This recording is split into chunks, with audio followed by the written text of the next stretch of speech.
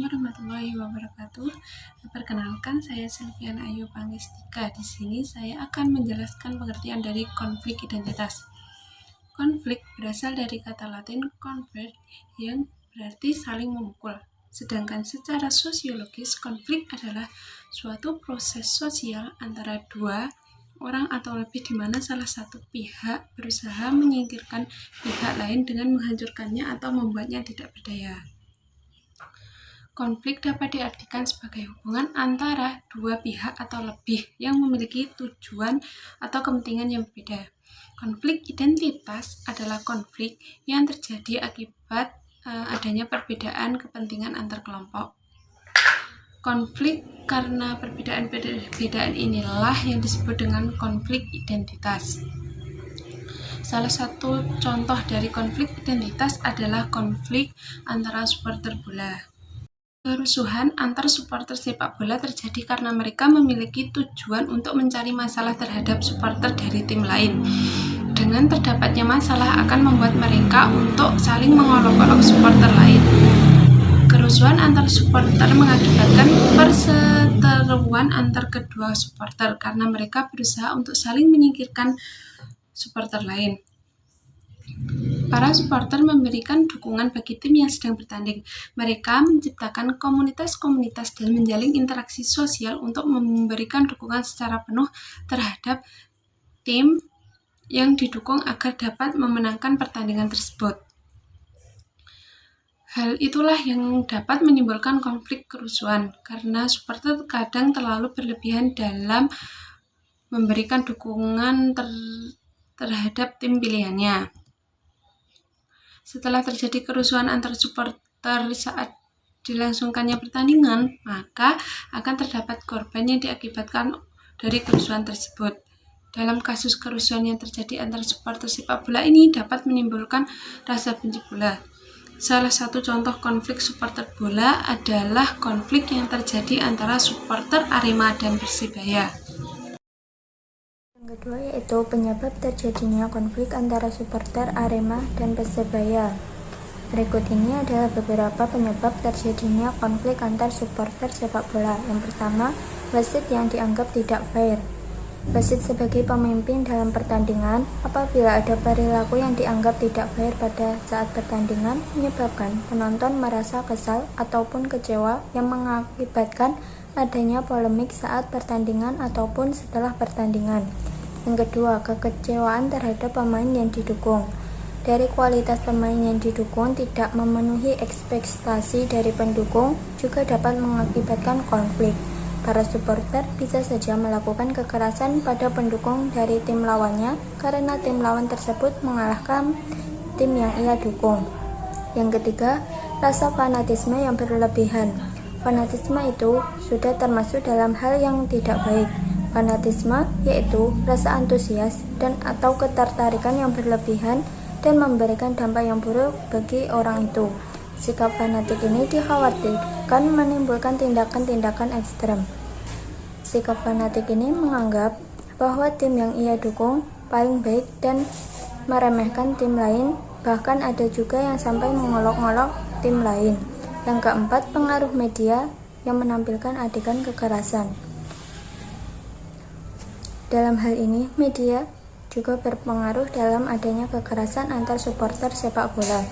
Media yang menampilkan adegan kekerasan dapat membuat orang yang melihatnya bisa terpengaruh, terutama anak-anak yang masih belum dapat berpikir dengan benar. Ada juga yang menyebabkan pola pikir yang salah, seperti orang itu akan terlihat keren jika telah melakukan kekerasan dan membuktikan bahwa orang tersebut adalah orang yang kuat.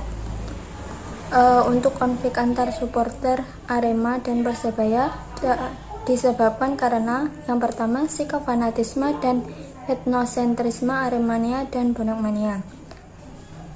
Sikap fanatisme dari masing-masing supporter bola ini menjadi salah satu penyebab adanya konflik antar supporter sepak bola. Dalam hal ini, sikap fanatisme dari Aremania yang fanatik terhadap Arema dan bonek mania yang fanatik terhadap Persebaya membuat dua kubu ini saling menganggap bahwa tim yang mereka dukung lebih unggul daripada tim lawannya, bahkan sampai mengejek, mengolok-olok, dan meremehkan tim lawan sehingga menimbulkan rasa kesal, marah, ataupun sakit hati. Hal itu dapat menyebabkan konflik, bahkan sampai meregang jiwa. Yang kedua, pemberitaan media yang dianggap tidak adil. Adanya pemberitaan media yang menyorot adanya kepada Persebaya walaupun hanya sekedar latihan biasa selalu menjadi headline pada pemberitaan, membuat kecemburuan supporter dari Malang. Hal itu dikarenakan pemberitaan media Arema ataupun Persema Malang terlalu kecil dibandingkan dengan pemberitaan Persebaya ketika Arema atau Persema Malang menang dalam pertandingan. Ketiga, yaitu pemberitaan yang terkesan mengadu domba. Media seringkali menggunakan clickbait agar membuat beritanya mempunyai banyak pembaca tanpa memikirkan akibatnya. Contohnya yaitu pemain Persebaya dijadikan samsak hidup pemain Persema dalam laga Persema versus Persebaya. Hal ini dapat menyulut emosi para bonek mania. Walaupun bukan Arema, tetapi Persema tetap berada di wilayah Malang, sehingga menimbulkan stereotip yang negatif. Media massa berperan penting dalam perkembangan stereotip tersebut.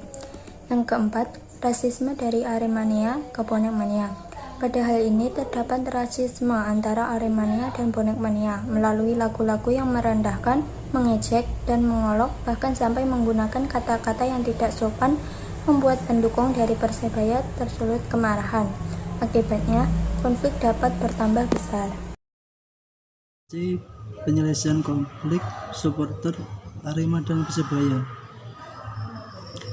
Konflik antar supporter sepak bola kerap terjadi ketika dua klub berlabar musuh bebuyutan bertarung di atas lapangan hijau. Bukan hanya sering berakhir dengan korban luka-luka, tetapi juga melayangnya nyawa. Ada beberapa upaya yang dapat dilakukan untuk mencegah terjadinya kekerasan antara supporter bola. Di antaranya, 1. Penanaman nilai-nilai sportivitas.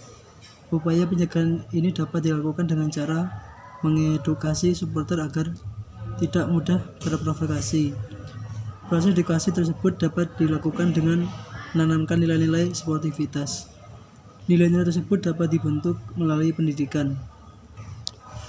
Kurikulum pendidikan di Indonesia mengharuskan siswa untuk mengikuti pelajaran pendidikan jasmani, olahraga, dan kesehatan. Pola pendidikan supporter ini dapat dibentuk sejak dini, sejak sekolah dasar yang merupakan proses pembelajaran utama bagi siswa. Proses pembelajaran tersebut kemudian akan berlanjut dalam tahap sekolah, dari SMP dan SMA pun bisa. Yang kedua adalah pembinaan supporter. Pembinaan supporter tersebut dilakukan agar dapat memahami karakteristik kelompok supporter sehingga dapat dijadikan dasar untuk menertibkan kelompok supporter, terutama kelompok supporter yang memiliki basis massa yang besar. Untuk membentuk supporter yang baik, maka pembinaan supporter merupakan hal yang harus menjadi perhatian penting, tidak hanya dalam tataran tanggung jawab klub saja, tetapi juga PSSI. Supporter harus dibina dan diberi tanggung jawab yang besar terhadap klub, sehingga supporter juga mempunyai rasa memiliki yang sama besarnya dengan pemilik klub. Apabila supporter lain meninggal dunia, maka dalam peraturan klub maupun PSSI harus memiliki formulasi kebijakan yang tepat agar memberi efek preventif bagi supporter lain, sehingga tidak akan melakukan anarkisme. Perilaku konflik yang terjadi antara Aremania dengan bonek mania memiliki cerita yang panjang dan penuh lika-liku dengan berbagai macam bentuk konflik. Oleh karena itu, rivalitas harus dibentengi dengan pemahaman dan juga kesadaran kolektif yang sifatnya positif dari masing supporter agar tidak melakukan tindakan-tindakan konyol dan anarkis terhadap rivalnya. Terlebih lagi terhadap orang yang tidak tahu menahu terhadap persoalan yang sedang dialami. Salah satunya upaya penyelesaian konflik ini adalah dengan menghadirkan sesepuh atau yang dinamakan dalam komunitas tersebut agar dapat memulai perdamaian dan membawa pesan damai ke seluruh elemen yang ada di komunitasnya masing-masing. Nah, yang terakhir adalah mengenai dampak adanya konflik identitas. Karena konflik ini sangat berpengaruh kepada kepercayaan diri dari dua kubu yang sedang berseteru, maka dampak yang bisa terjadi akibat adanya konflik identitas ini adalah yang pertama, menimbulkan hilangnya rasa aman. Nah, seperti pengertian dari konflik identitas ini, bahwa hal yang paling berdampak dan bisa dirasakan oleh semua orang, semua kalangan yang ada di kelompok ini adalah tidak ada rasa aman. Karena di sini tuh semua orang pasti akan berdarah panas, ya kan? Berdarah panas dan juga selalu waspada akan apapun yang bisa terjadi. Seperti halnya dua supporter ini, pasti mereka kan karena mereka sangat mencintai klub bolanya dan mereka bisa saja melakukan apapun itu demi mendapatkan kepuasan dari kelompok mereka. Nah, untuk yang kedua yaitu hilangnya integrasi bangsa. Dengan adanya konflik antar kelompok ini menyebabkan perpecahan yang berkepanjangan. Jika tidak ada perdamaian atau mediasi antara dua kubu yang dibela, maka dari itu sangat mudah terjadinya disintegrasi bangsa dikarenakan perbedaan atas dasar kesukaan. Padahal dua-duanya ini, dua klub bola ini yang dikagumi ini tuh sama-sama berasal dari negara Indonesia. Ini sangat miris ya teman-teman. Lalu yang ketiga ya kan, itu kerugian material. Nah, dalam konflik identitas ini, terkhususnya pada kasus supporter bola Arema dan Persebaya ini pada tahun 2020 yang melakukan pertandingan di Blitar dan mengakibatkan kerugian yang cukup besar karena ada beberapa orang dari salah satu kubu ini melakukan aksi pembakaran ban di tengah jalan, dan itu pasti akan sangat mengganggu dari arus lalu lintas. Dan kemudian juga ada yang sampai membakar motor dari supporter lain. Itu pasti sangat-sangat merugikan sekali ya, karena kan bernilai, pokoknya kerugiannya itu lebih dari puluhan juta. Seperti itu. Nah, selain ketiga dampak tadi, ternyata juga terdapat dampak positif juga ternyata. Nah, apa sih dampak positif yang bisa muncul ketika ada konflik ini adalah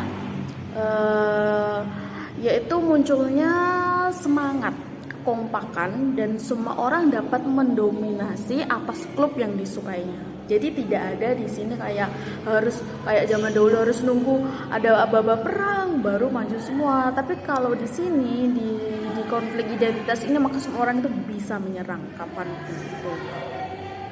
Oke, terima kasih.